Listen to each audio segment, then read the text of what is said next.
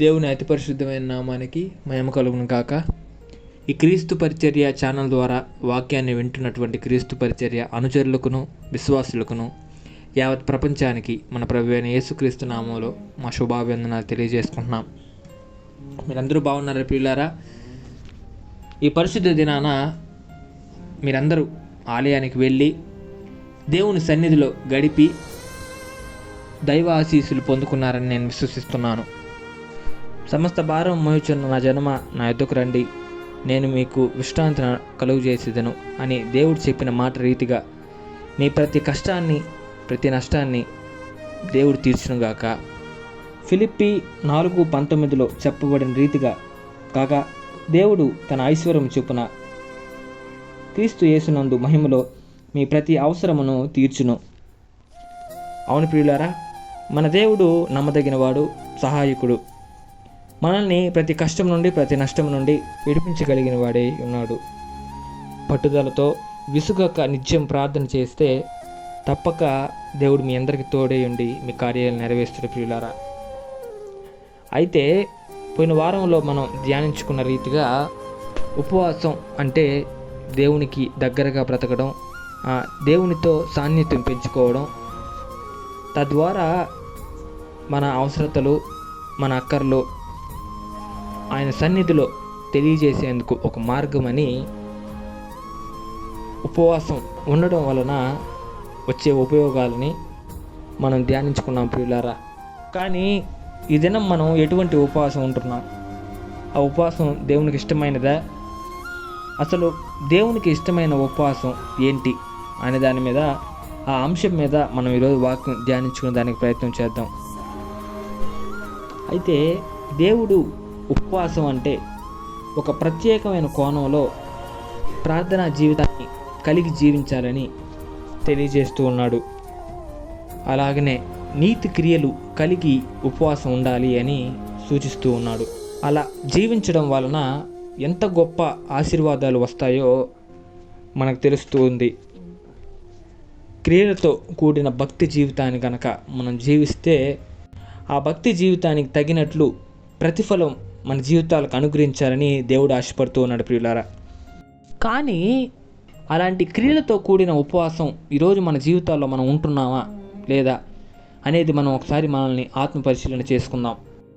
ఉపవాసం అంటేనే లోకంతో సంబంధాన్ని పూర్తిగా వదులుకొని దేవునితో మన సంబంధాన్ని బలపరుచుకోవడం ప్రియులారా, మరియు దేవునితో మనం ఏకాంతంగా గడపడం. అలా మనం ఉన్నామో లేదో మనల్ని మనం ఒకసారి పరిశీలించేందుకు ఈ దిన వాక్యంలో కనుక మనం వెళ్ళినట్లయితే అది యెషయా గ్రంథము 58వ అధ్యాయం 3వ వచనం నుండి మనం ప్రారంభిద్దాం ప్రియులారా. మేము ఉపవాసం ఉండగా నీవెందుకు చూడవు, మేము మా ప్రాణములను ఆయాసపరుచుకొనగా నీవెందుకు లక్ష్య పెట్టవు అని అందురు. గమనించండి ప్రియులారా, ఇలా దేవునిని మనం అడిగేందుకు దానికి తగిన అర్హత మనం కలిగి ఉన్నామా? ఈరోజు దేవుడు మనకిచ్చిన జ్ఞానాన్ని బట్టి మనం అభివృద్ధి పొందాలి. ఇక్కడ మీరు చూసుకుంటే దేవుడు వారిని గొప్పగా పేదగా పుట్టించలేదు ప్రియులారా.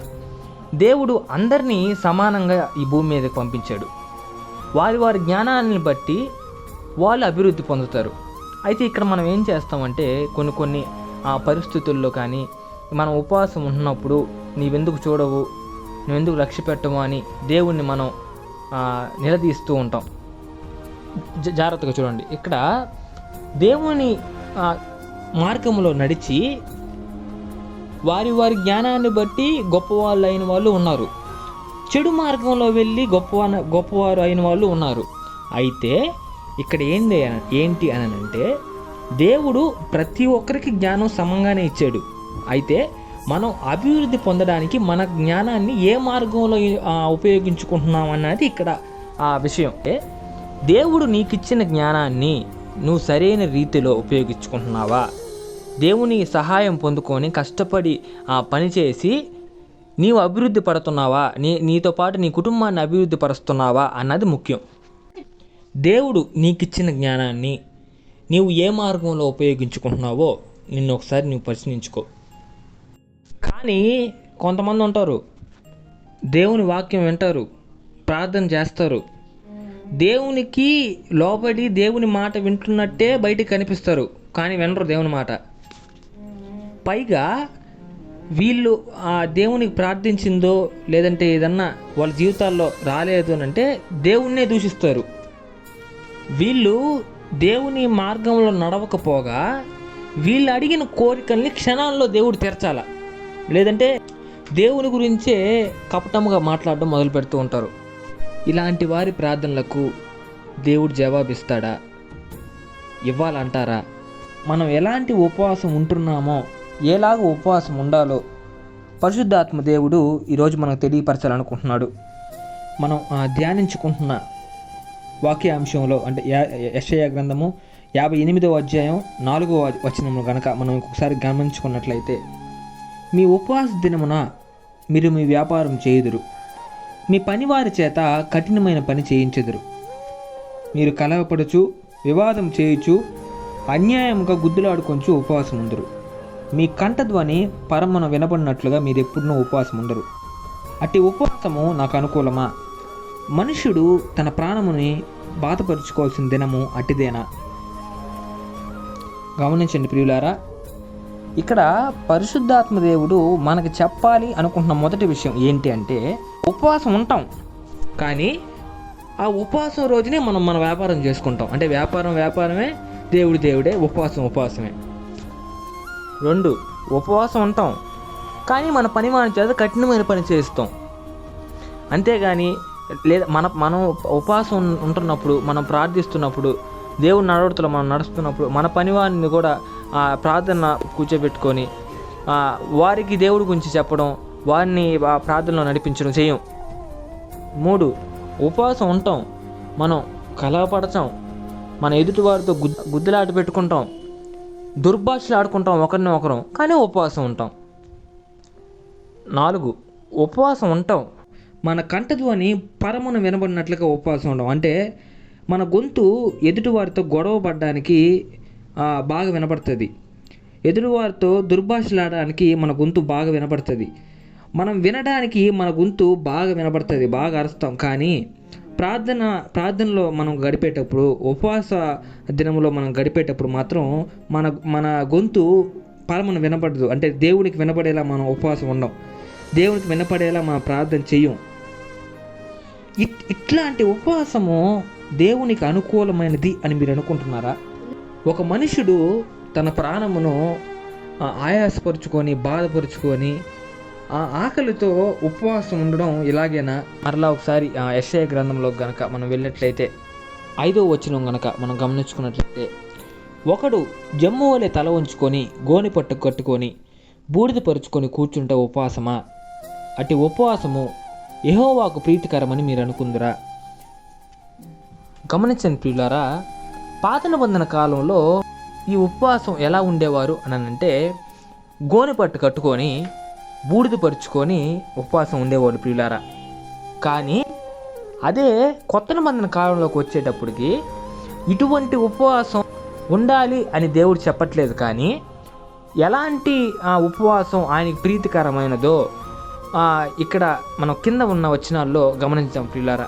6వ వచనం గనక మనం చూసుకున్నట్లయితే, దుర్మార్గులు కట్టిన కట్లను విప్పుటయు, కాడిమాను మోకులను తీయటయు, బాధింపబడిన వారిని విడిపించుటయు, ప్రతి కాడిని విరగ్గొట్టుటయు నేను ఏర్పరచుకున్న ఉపవాసం కదా. నీ ఆహారము ఆకలి కొనువానికి పెట్టుటయు, నీ రక్త సంబంధికి ముఖంపు తప్పించుకొనుటయు, దిక్కుమాలిన బేదలను నీ ఇంట చేర్చుకొనుటయు, వస్త్రహీనుడు నీ కనబడినప్పుడు వానికి వస్త్రములిచ్చుటయు, ఇదే కదా నాకు ఇష్టమైన ఉపవాసము. గమనించిన ప్రియులారా, ఎలాంటి ఉపవాసం చేస్తే ఆయనకి ఇష్టమైనదో ఆయన చెప్తున్న మాటల ద్వారా మొదటిదిగా మనం గమనించినట్లయితే, నీవు ఉపవాసం ఉండి నీ ప్రాణముని బాధపరుచుకొని ఆయాసపరుచుకుంటున్నప్పుడు ఇతరులు, అంటే ఆ బాధ ఎలా ఉంటుంది, ఆ బాధ అనేది ఎలా ఉంటుంది నీకు తెలుసు కాబట్టి, ఆ బాధను నువ్వు అనుభవిస్తున్నావు కాబట్టి, ఇతరులు ఎవరన్నా బాధపడుతున్నప్పుడు వాళ్ళని నువ్వు ఆ బాధలోంచి విడిపించగలిగిన వాడిగా ఉండాలి. అదేవిధంగా ఒకవేళ ఆ బాధపడిన వారు నీ వల్ల, అంటే నీ కారణంగా వాళ్ళు బాధపడిన వారు అయినప్పటికీ ఆ కట్టెలను నువ్వే తెంపాలి. వాళ్ళ బాధ నుండి వాళ్ళని విముక్తి నువ్వే కలిగించాలి వాళ్ళకి. 2, నీ కలిగి ఉన్న ఆహారాన్ని నీ ఇంటి ముందుకి అయా ఆకలి అని ఎవరైనా వస్తే దాన్ని వారికి ఖచ్చితంగా పెట్టాలి. ఎందుకు అని అంటే, నీకు కంటికి కనిపించే నీ పొరుగు వారినే నీవు ప్రేమించలేని వాడివి కంటికి కనిపించని నీ దేవుణ్ణి నువ్వు ప్రేమించగలవా?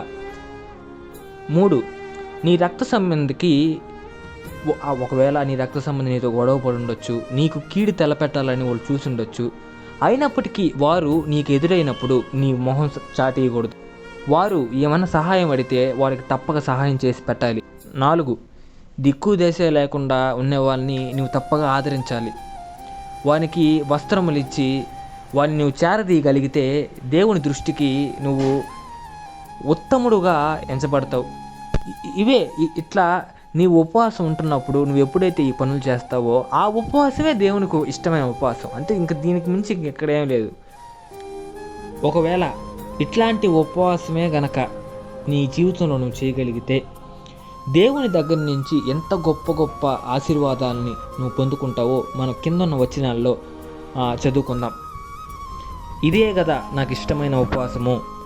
అలాగున నీవు చేసిన ఎడల నీ వెలుగు వేకువ చుక్కవలే ఉదయించెను.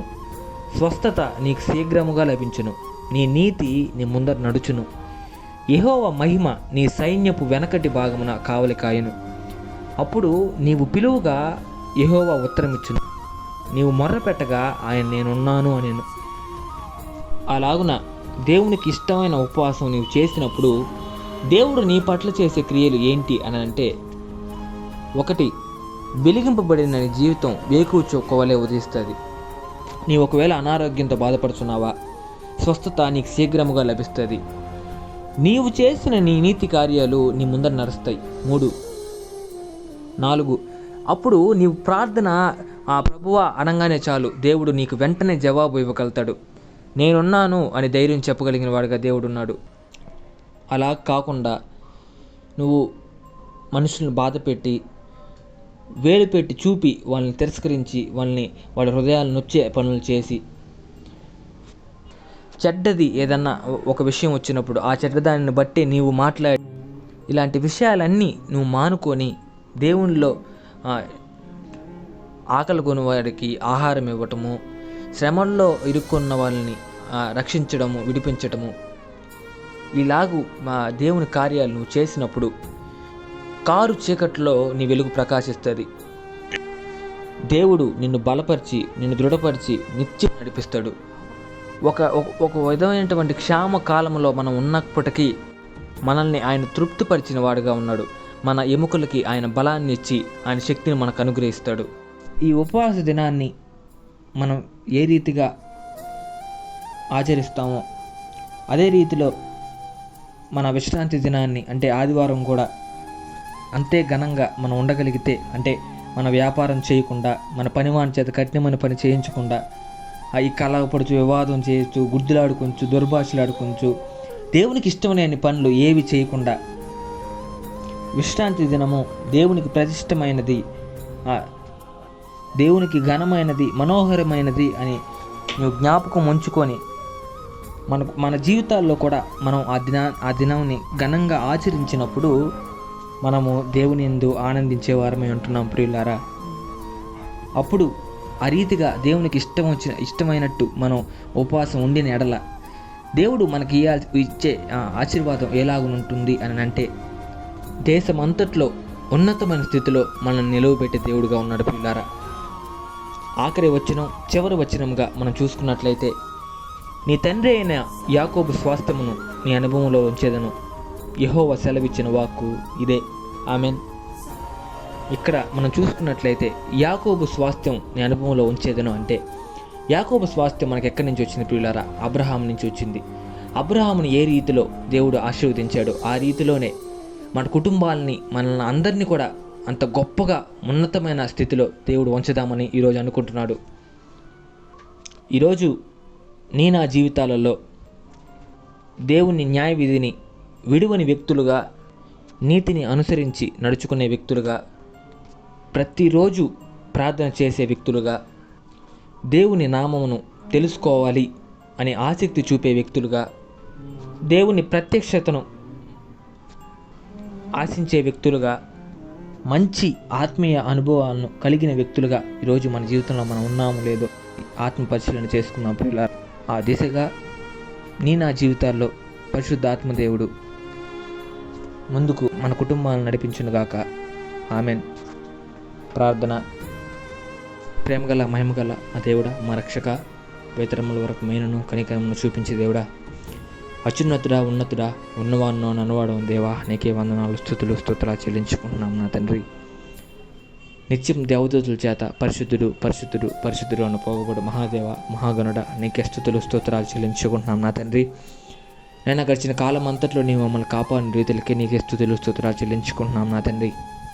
నేనా ఈరోజు మేము ధ్యానించుకున్న రీతిగా నీకు ఇష్టమైన ఉపవాసం లాగున, తద్వారా నీ ఆశీర్వాదాన్ని మేము పొందుకొని నీకు వ్యతిరేకమైన పనులు నీ ఉపవాస దినమున రోజున మేము ఏవి చేయకుండా మమ్మల్ని తీర్చిదిద్దమని, నీ యొక్క జ్ఞానాన్ని, శక్తిని మాకు అనుగ్రహించమని, మా కుటుంబాలకు అనుగ్రహించమని, నీ తోడు మా కుటుంబాలకు అనుగ్రహించమని వేడుకొంచున్నాం నా తండ్రి.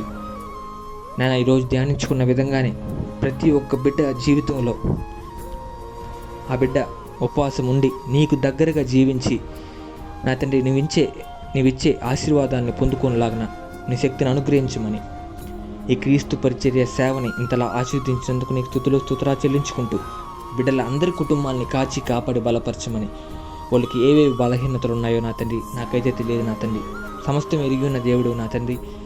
వారికి ఉన్న ప్రతి ఒక్క బలహీనతను తీసివేసి నీ శక్తిని అనుగ్రహించమని, ప్రతి కుటుంబంలోని కార్యం జరిగించమని, కన్నీటి ప్రార్థన ఎవరైతే చేస్తున్నారో నా తండ్రి అటువంటి ప్రతి బిడ్డకి జవాబు ఇవ్వమని, నీ తోడును అనుగ్రహించమని మన ప్రభువైన యేసుక్రీస్తు నామములో అడిగి వేడుకొని పొందుకొనిచున్నాం మా తండ్రి. Amen. God bless you. Praise the lord.